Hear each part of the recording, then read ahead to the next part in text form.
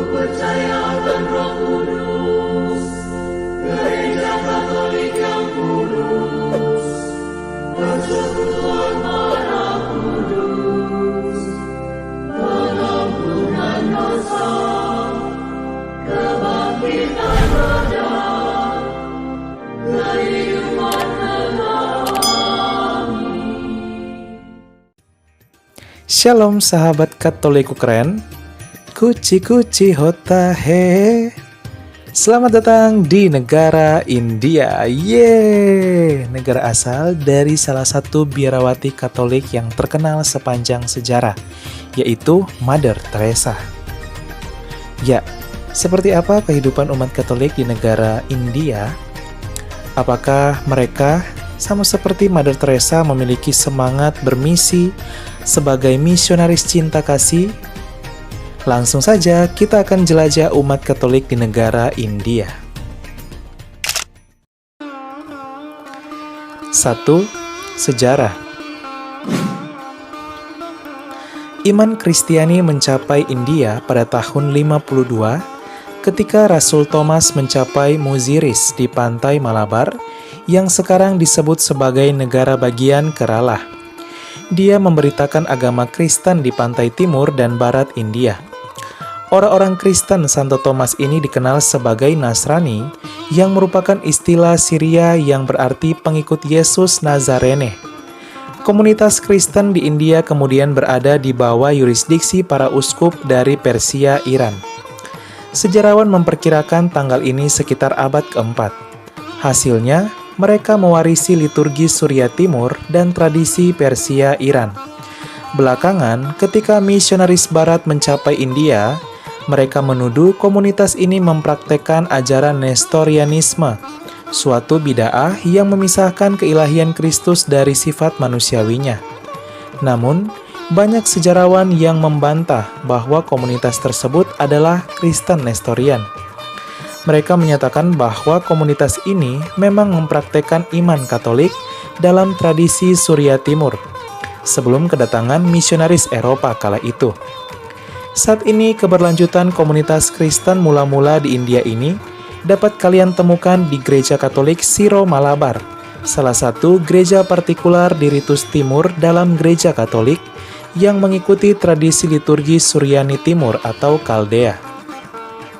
John dari Monte Corvino adalah seorang Fransiskan yang dikirim ke Tiongkok untuk menjadi pemimpin gereja wilayah Peking pada sekitar tahun 1307.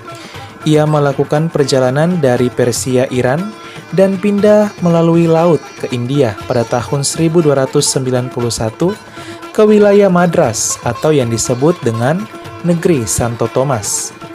Di sana, dia berkhotbah selama 13 bulan dan membaptis sekitar 100 orang India. Dari sana, Monte Corvino menulis surat pada bulan Desember 1291. Surat itu sebagai salah satu catatan penting paling awal tentang pantai Coromandel yang diberikan oleh orang Eropa Barat manapun. Bepergian melalui laut dari Malipur, ia mencapai Tiongkok pada tahun 1294. Tepatnya tiba menjadi misionaris di Beijing, ibu kota dari Tiongkok. Friar Odoric Pordenone, seorang misionaris, tiba di India pada tahun 1321. Ia mengunjungi Malabar, menyentuh sampai wilayah Pandarani, India. Dari sana, tampaknya ke Ceylon dan ke kuil Santo Thomas di Malaipur dekat Madras. Dia kemudian menulis bahwa telah menemukan tempat Rasul Thomas dimakamkan, yaitu di India. Sejarah misionaris Portugis di India dimulai dengan para rasul baru yang mencapai Kapat dekat Kozhikode pada tanggal 20 Mei 1498. Ketika misionaris Portugis tiba, mereka tidak menemukan orang Kristen di negara itu, kecuali di Malabar yang dikenal sebagai Kristen Santo Thomas, yang mewakili kurang dari 2% dari total populasi dan gereja Kristen terbesar di India saat itu.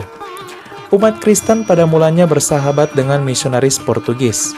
Ada pertukaran hadiah di antara mereka, dan kelompok-kelompok ini sangat senang dengan kepercayaan Katolik mereka yang sama.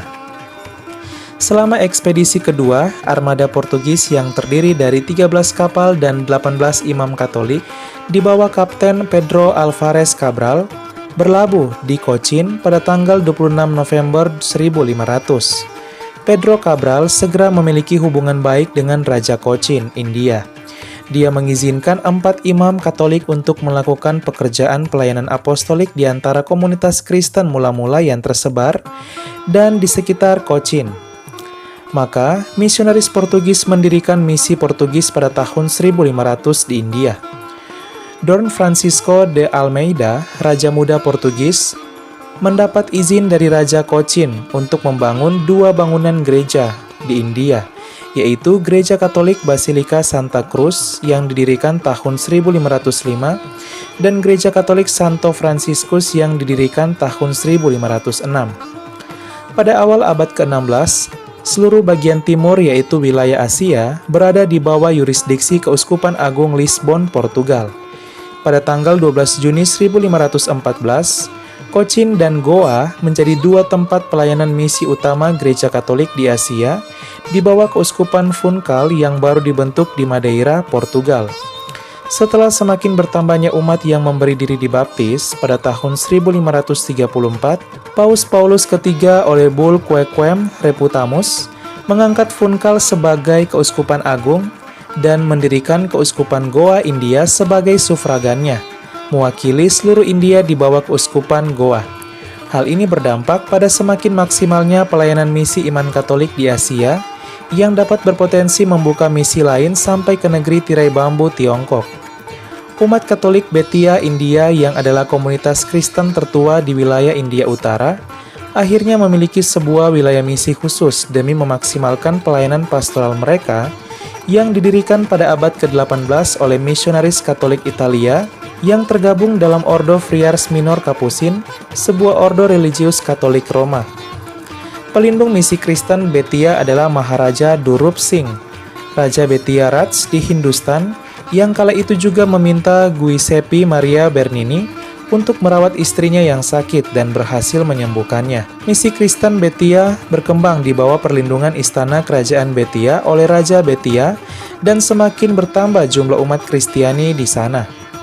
Portugis kemudian datang menyebarkan iman Katolik di Goa, kemudian di Cape Comorin, distrik pedalaman Madurai, dan pantai barat Bassein, Salkete, Bombay, Karanja, dan Kaul. Saat itu, terjadi penindasan terhadap misionaris Yesuit pada tahun 1773. Pelayanan misionaris sempat mengalami kemunduran di India, namun kemudian dapat bangkit kembali ketika wilayah gerejawi baru telah dimekarkan, yaitu Vikariat Apostolik Bombay, 1 tingkatan di bawah keuskupan, dan kemudian wilayah gerejawi lainnya demi memaksimalkan pelayanan, hingga mulai bermunculan keuskupan-keuskupan baru yang telah mandiri. Pada tanggal 30 Oktober 1945, Konferensi Seluruh Umat Kristiani India membentuk komite bersama dengan Persekutuan Katolik India untuk mengeluarkan sebuah resolusi baru terkait kebebasan penuh beragama dan bermisi di India. Memasuki abad 21, kekristenan di India bertumbuh subur dengan lonjakan baptisan tiap tahunnya, yang juga datang dari baptisan dewasa yang kagum dengan iman Kristiani. Misi Katolik di India semakin meluas dengan tingginya kepedulian umat Katolik India akan semangat bermisi dalam berbagai karya pastoral, baik sosial, pendidikan, kesehatan, maupun gereja. Lembaga pendidikan Yesuit telah meninggalkan pengaruh yang bergengsi melalui lembaga pendidikan mereka di India. Pendidikan telah menjadi prioritas utama gereja Katolik di India dalam beberapa tahun terakhir dengan hampir 60% sekolah Katolik terletak di daerah pedesaan. Bahkan di awal abad ke-19, sekolah Katolik telah menekankan pada bantuan untuk orang miskin dan kesejahteraan masyarakat India. Selain itu, India juga adalah tempat sosok biarawati Katolik terkenal yang kini menjadi orang kudus sejak dikanonisasi tahun 2016. Ia adalah Mother Teresa atau Santa Teresa dari Kalkuta. Ia adalah seorang biarawati keturunan negara Albania yang mengabdikan dirinya untuk gereja dalam karya amal yang luar biasa di India. Bahkan Bunda Teresa di masa hidupnya masuk dalam wanita paling berpengaruh di dunia asal India. Bunda Teresa meninggal dalam keadaan bahagia pada tahun 1997 di Kalkuta, India, dan karya amalnya mengharumkan gereja Katolik India. Menyusul jejak Mother Teresa pada tahun 2019, Pastor Vinit George, seorang pastor Katolik India berusia 38 tahun, dianugerahi sebagai warga negara India terbaik. Penghargaan ini merupakan pengakuan atas kepeduliannya terhadap kaum terpinggirkan di bagian utara India melalui karya amal dan sosial. Hal ini menjadi gambaran bahwa meski umat Katolik hanya minoritas di India, namun umat mereka sangat berkualitas dalam hal kepedulian, khususnya terhadap kaum miskin dan papa di India. Semuanya mereka lakukan atas dasar semangat sebagai misioner pembawa cinta kasih Kristus.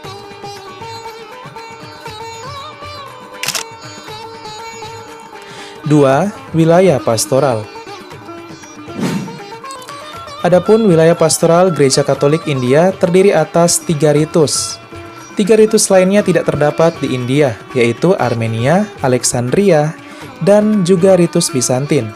Di India hanya ada ritus Roma, ritus Kaldea, dan ritus Antioquia. Untuk umat Katolik yang menggunakan ritus Roma seperti Indonesia, terdiri atas 132 wilayah Gereja Katolik, dengan rincian 23 keuskupan agung dan 109 keuskupan sufragan yang tersebar di seluruh negara India. Kemudian ada ritus Timur yang terdiri atas 2 ritus di sana, yaitu ritus Kaldea dan ritus Antioquia.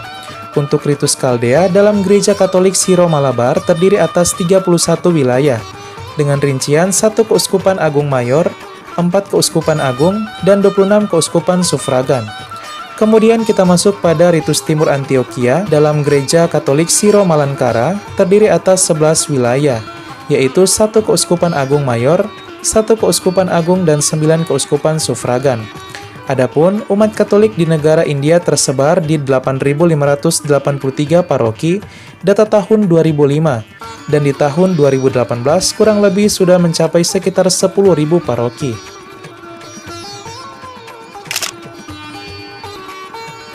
3. Petugas pastoral.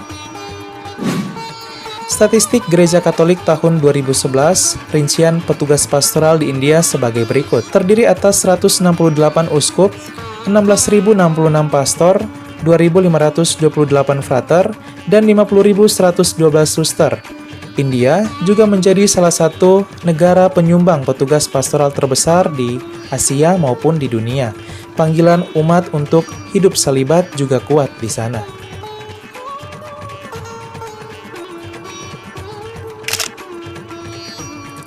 4. Kondisi umat. Adapun demografi penduduk India tahun 2010 menurut data dari Pew Research sebagai berikut. 79% merupakan Hindu, 14% merupakan Islam, 3% merupakan Kristen baik Katolik, Protestan maupun Ortodoks dan Anglikan, 2% merupakan Sikh, 1% merupakan Buddha, dan 1% lainnya merupakan agama lain. Nah, India juga terkenal sebagai tempat di mana 94% populasi Hindu di dunia tinggal di negara ini. Kita masuk pada kekristenan di negara India.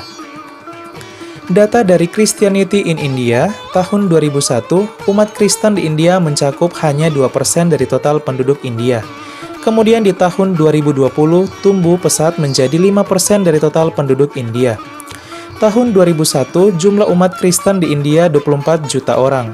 Kemudian di tahun 2020, data dari Christianity in India mencapai 50 juta orang atau naik 108% atau bertambah 26 juta orang. Adapun rincian kekristenan di negara India sebagai berikut.